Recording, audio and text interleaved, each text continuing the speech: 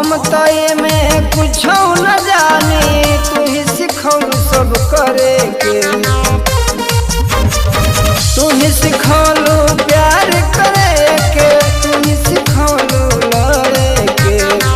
हम तो में कुछ न जानी, तू ही सिखौलू सब करे के। हम बतिया दबाइले, तू अंगुरी दबावेला। हम तोहरा के चाहिए, तू हमरा के चाहेला। हम तोहरा के चाहिए, तू हमरा के चाहेला। Kamlesh recording studio Mohammadpur.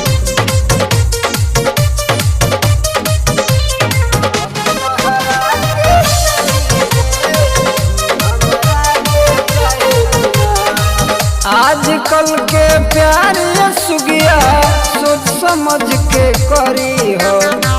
कितनो बहिरा प्यार हो जाई, रहर खा के न मरी हो। आजकल के प्यार सुगिया सोच समझ के करी हो। कितनो बहिरा प्यार हो जाई, जहर खा के न मरी हो। हम तोहर बतिया मानी ले, तू हमर बतिया मानी ना। हम तोहरा के चाहिए, तू हमर